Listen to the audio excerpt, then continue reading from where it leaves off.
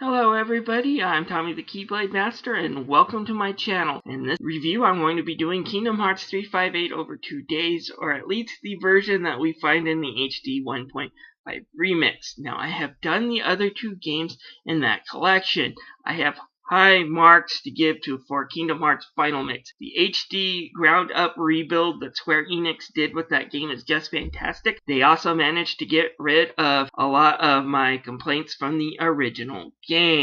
Now, when you throw in the fact that next to these HD improvements, they also threw in the Japanese-only Final Mix content, like the Mega Shadow battle that I just showed you, and Kingdom Hearts Final Mix HD Remix is a really great game. Unfortunately, the second game in the collection didn't fare so well. It's a bit of a mixed bag. Now, me personally, I do enjoy that game somewhat. It's got a really great card battle system once you learn how to use that system. Unfortunately, it's hampered by crappy tutorials and a lot of tedious repetitivity, and the fact that you're just going through the same worlds as the first game kind of tells you that this game is pale in comparison. It also only got a standard high-definition remake, which is kind of beneath what Square Enix usually puts out in their HD collections. I would like to say that 358 over 2 days steps it back up a bit, but it doesn't. Now, before I go on, I do not hate the DS version of 358 over 2 days. It's not my favorite Nintendo DS game, nor is it the best game Square Enix produced for that platform.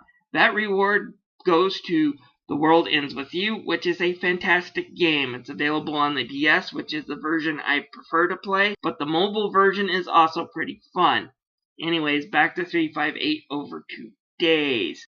It is just a bunch of clips in this collection that we got. That's all this is. 358 over 2 days is a clip collection. And not only that, it's a crappily put together clip collection. While Quentin Flynn, Jesse McCarthy, and Alyssa Stoner all do a really great job with their voice acting of these three characters, the story is non-existent in this one. It is meant to be part of a game, a mission-based game where Roxas goes out, completes missions, comes back and talks to Axel and Xion about his day while they eat ice cream.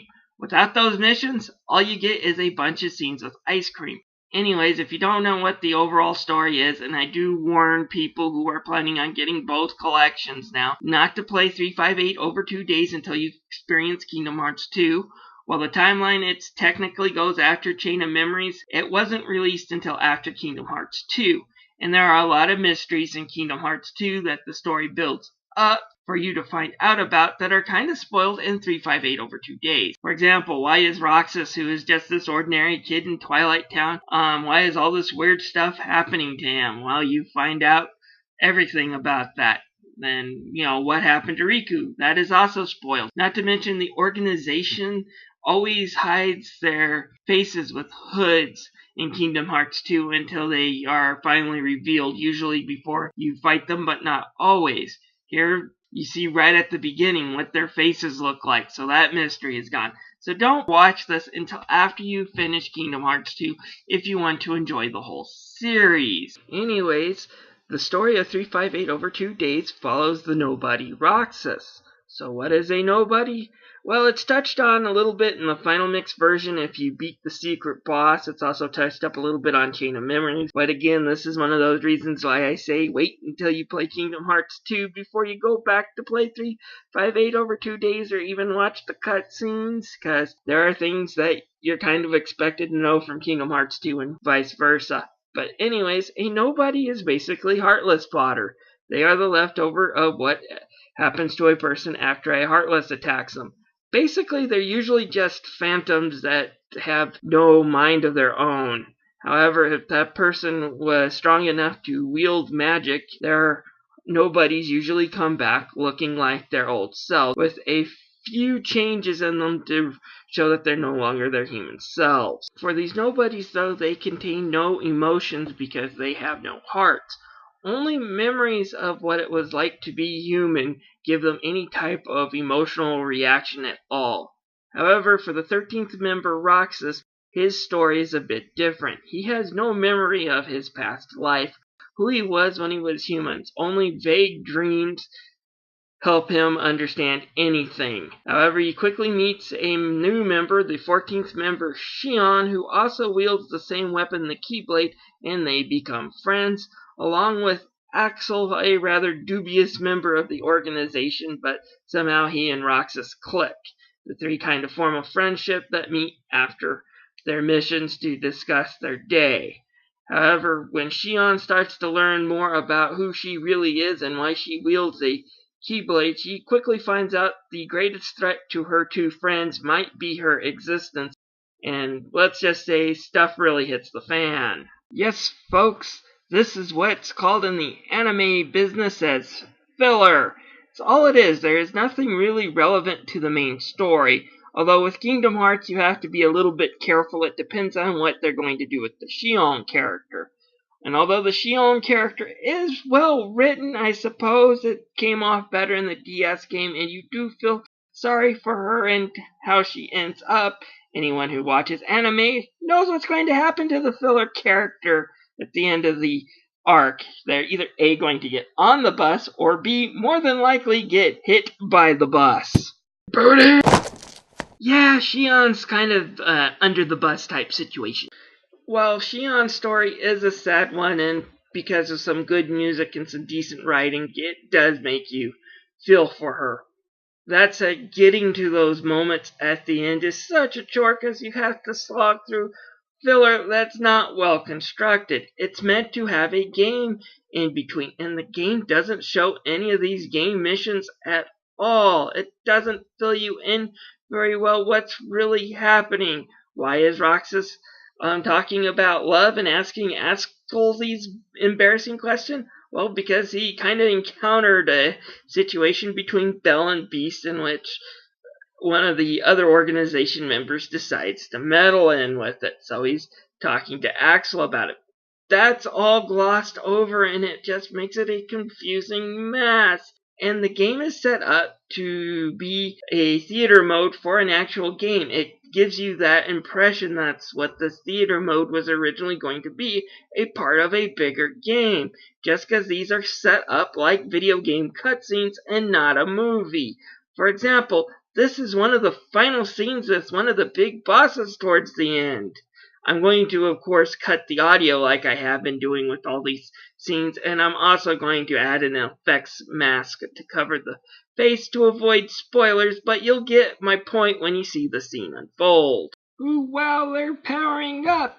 Their power level is above 9,000! I always wanted to do that line. And they're dead. So, as you can see, all the boss cutscenes were cut out. That was one of the climatic ones. No reference to it. There's no little action scene between the characters to demonstrate that, yeah, this was a major fight. No scenes afterwards. They just show that they're about to fight a boss, and then the next scene might happen in a completely different place. It's like something is missing here. It makes the story hard to follow, and it just adds to the tedium of it. Again, Kingdom Hearts 358 over 2 days is worth a purchase on the DS. If you want to follow the story, go buy the manga. It's a more entertaining and engrossing way to experience the story and the characters. But don't waste too much time on these cutscenes.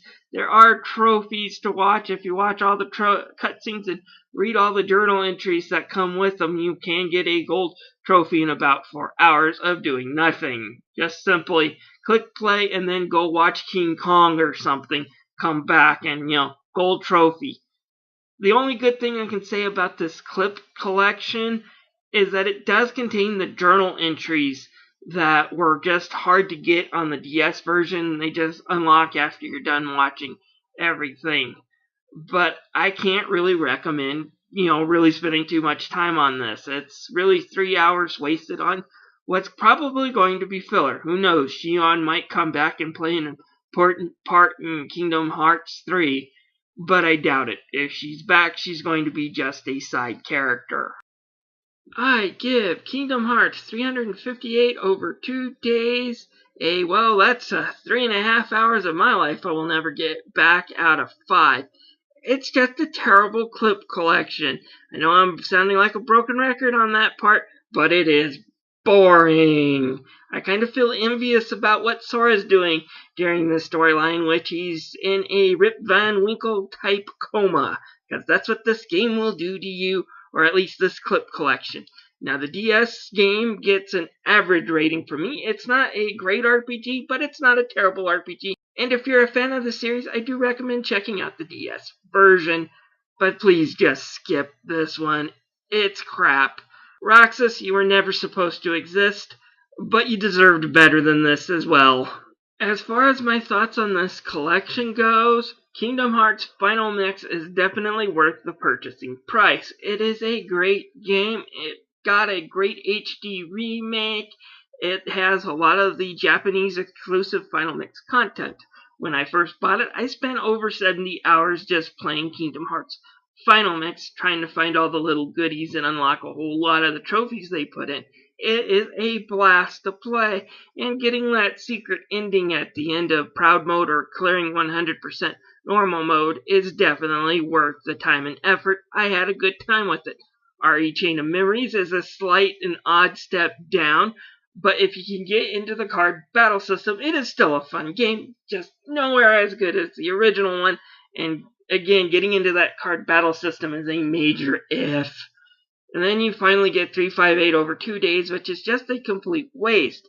If Square Enix actually had put a remake of 358 over 2 days in the middle of those clip scenes, it may have actually been a fun experience. I like 358 over 2 days on the DS, and I wouldn't have minded a home console port. But this clip scene is just crap. So skip that part, unless you're trophy hunting. Skip it, unless you're, like I said, really curious or trophy hunting. Because it is just plain boring.